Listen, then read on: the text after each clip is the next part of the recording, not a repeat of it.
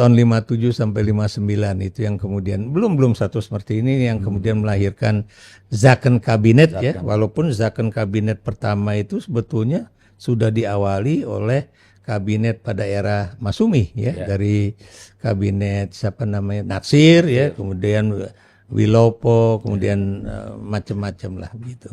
Cuma kita tahunya bahwa Zakon Kabinet itu dimulai dari Insinyur Haji Juanda. Tapi Juanda setelah berhenti kan kemudian kabinetnya dibangun lagi sama Bung Karno yang disebut dengan kabinet yang Persatuan Nasional lah ya, yang kemudian melahirkan kabinet 100 menteri ya, itu pada kalau nggak salah kabinet Dwi Kora kedua.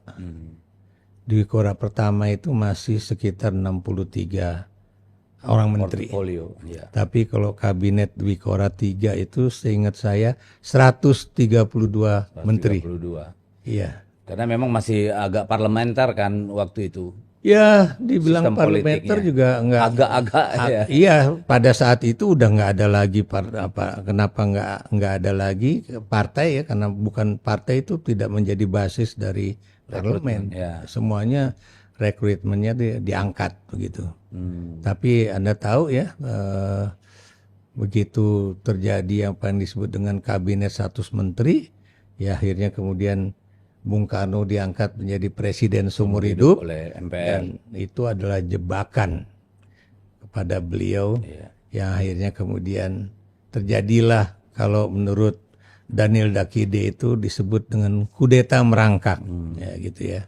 Jadi Presiden Soekarno dijebak dengan mengangkat dia menjadi presiden seumur hidup. Betul. Gitu. Itu untuk kepentingan aktor-aktor kekuasaan sebenarnya. Kenapa dia harus diangkat jadi presiden seumur hidup? Sebab kalau dilakukan pemilihan umum, Anda udah tahu lah kira-kira siapa akan menang di dalam pemilu pada saat itu. PKI lah yang menang kan kira-kira seperti itu. Karena PKI waktu itu memang satu-satunya partai yang sangat kuat ya. Ke grassroots-nya juga kuat. Iya, ya dan boleh dikatakan ke bawahnya cukup kuat. Mengakar.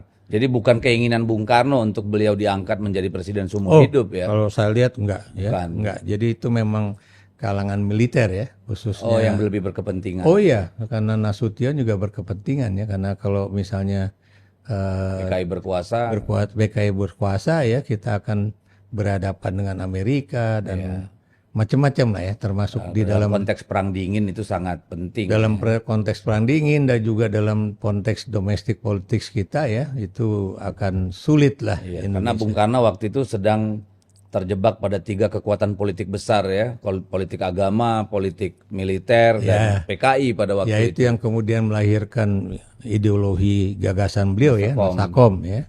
Tapi kan kemudian ditentang oleh kalangan militer dan juga kalangan politisi khususnya dari PSI dan Masumi ya, yang itu kemudian melahirkan satu pemberontakan. Anda tahu ya, kalau di Minahasa itu namanya Permesta, kalau di wilayah Sumatera Barat itu RRI ya. Dan dalil dari Permesta itu kan bukan pemberontakan daerah untuk membangun suatu pemerintahan baru, tapi itu kalau menurut guru saya, dosen saya, itu saya lupa namanya, guru sejarah saya, beliau mengatakan Permesta itu dalilnya adalah membangun Indonesia tanpa komunis. Gitu. Jadi lebih pada tarik-menarik kekuatan politik pasca Perang Dunia waktu itu ya. Betul. Di mana ideologi masih sangat kuat.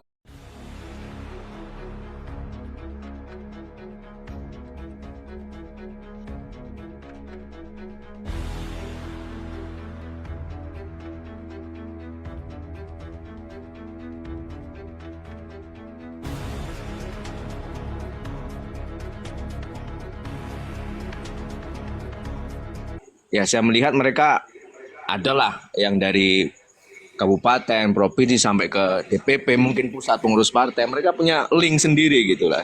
Ya. Sehingganya kader-kader baru yang muncul, yang memang diharapkan oleh masyarakat, itu mungkin akan ditendang secara tidak hormat begitu untuk menjadi anggota DPR. Itu menurut pandangan saya gitu. Ya. Saya setujunya begini. Kalau misalkan secara tertutup begitu kan, pemilihan legislatif DPR kabupaten sampai ke RI ini diusulkan. Jadi tidak mengajukan diri, Bang. Diusulkan, Bang. Diusulkan Oleh dapilnya masing-masing. yang mengusulkan siapa? Gimana, Bang? Yang mengusulkan siapa maksudnya? Nah, artinya kan begini. Karena masyarakat kita ini kan mereka dari latar belakang, ada yang dari ormas, ada yang dari komunitas, ada juga dari, ya kita tahu sendirilah, mereka rata-rata kan untuk mencari suara kan mempunyai ormas-ormas tersendiri untuk sebagai ajang panggung politik kan begitu. Kalau menurut saya sih begitu. Kalau pemula, kader pemula saya yakin akan kalah dengan senior, Pak. Nah, gimana menurut Bang Ferdinand? Ya, tetap kalau pola seperti itu kan akan menjadi rumit juga kalau diusulkan itu. Masalahnya siapa yang mengusulkan? Ya kan, kalau tadi dikatakan ormas segala macam, saya pikir itu akan menambah keruwetan tersendiri ya. Saya lebih berpikir, karena selain itu kita harus merombak undang-undang sangat banyak sekali kalau pengusulan-pengusulan seperti itu. Artinya undang-undang partai politik juga kan harus dirubah, bahkan mungkin harus dihapus.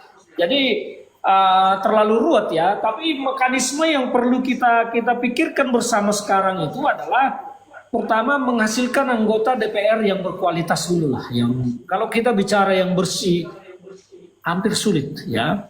Hampir sulit, tapi kalau yang berkualitas mungkin masih banyak orang yang memiliki kapasitas dan kapabilitas untuk menjadi pemimpin.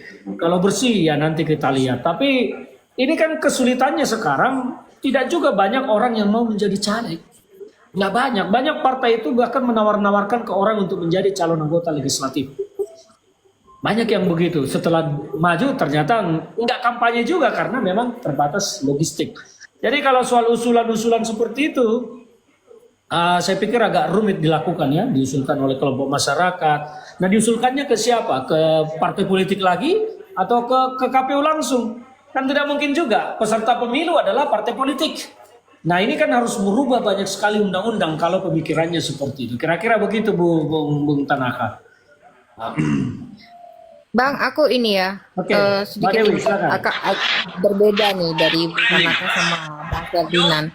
Terkait proporsional tertutup dan terbuka, saya lebih memilih terbuka. Kalau tertutup justru itu nanti akan semakin tersistem untuk mereka melakukan tindakan penyelewengan anggaran. Nah, jadi Gitu. gini, Dan masyarakat gini, Mbak Dewi, saya mendukung sistem pemilu tertutup itu, tetapi penjaringan calon anggota legislatifnya menggunakan merit point system dengan membentuk panitia seleksi pansel di semua partai yang terdiri dari partai politiknya, dari KPU, dari Kementerian Dalam Negeri, dari Kejaksaan, dari penegak hukum, dari unsur masyarakat. Jadi ada panitia seleksi dulu dong yang menseleksi. Iya, tapi masyarakat kan jadi tidak punya kedaulatan lagi di situ. Kok tidak punya kedaulatan? Hilangnya di mana kedaulatan?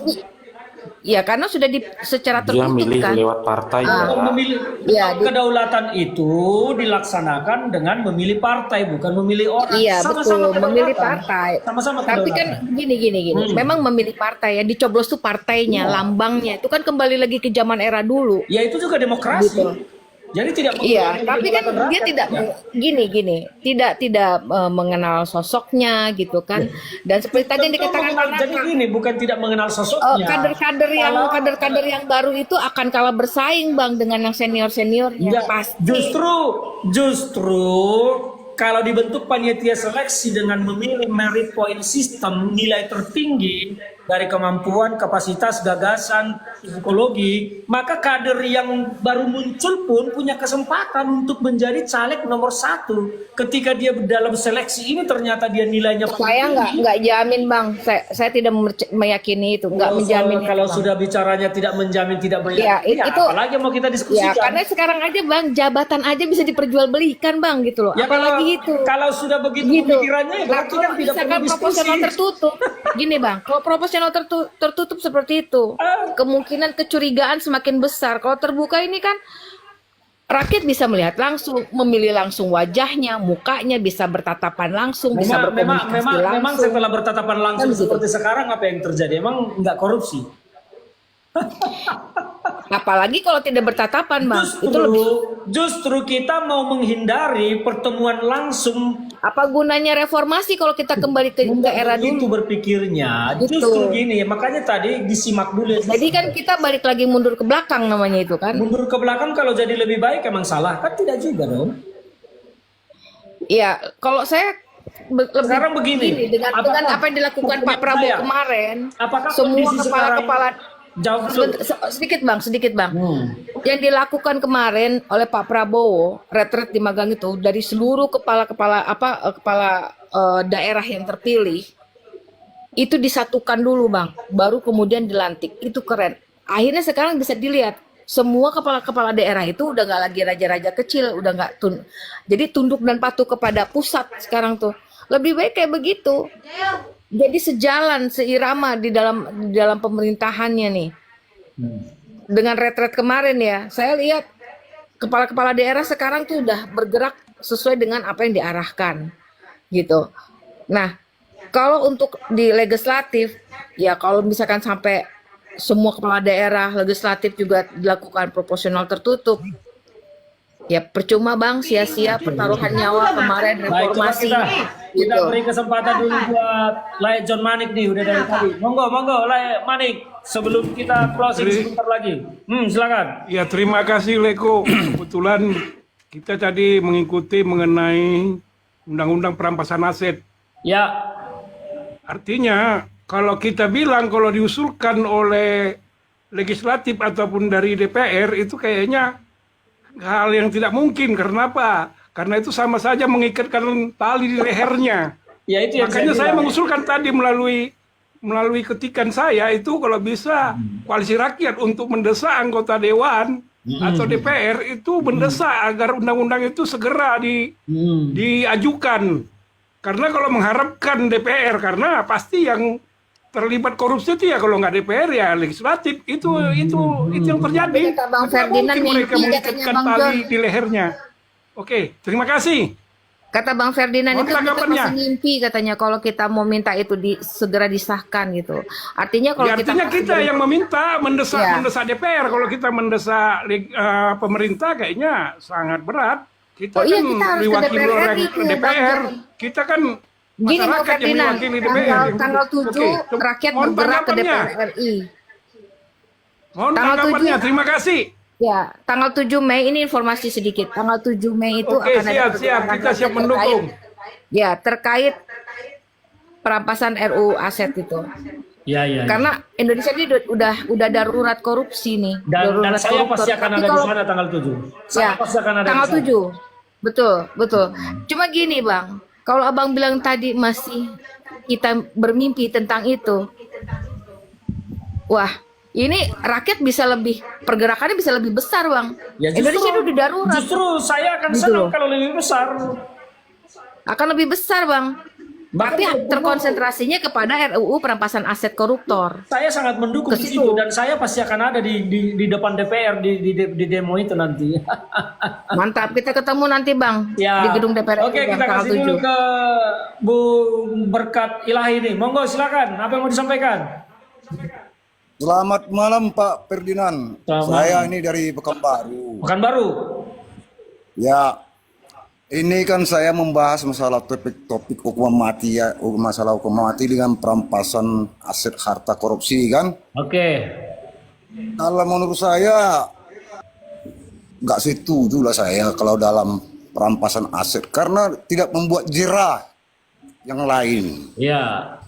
Nah, yang kedua saya tanya, itu kan ada hukuman mati di Indonesia ini di pasal 2 nomor 2 pasal 2 ayat 2 nomor 31 tahun 90 berapa itu? 91. Itu kan ada bunyinya dalam ketentuan. Di dalam ketentuan itu kan ada ketentuannya bisa melaksanakan hukuman mati itu Ya. dalam keadaan COVID atau gempa bumi itu bisa tertunda. Kenapa nggak dijalankan ini? Itu aja saya tanya dulu Pak Ferdinand. Gimana apa yang mau ditanya apanya nih? Ayo. Halo, apanya yang mau ditanya? Apa yang ditanya? Pertanyaannya tadi apa? Pertanyaan saya, kenapa tidak ada niat DPR, Tuhan dan para yang pakar-pakar hukum tuh untuk melaksanakan hukum mati ya bagi koruptor, sedangkan bandar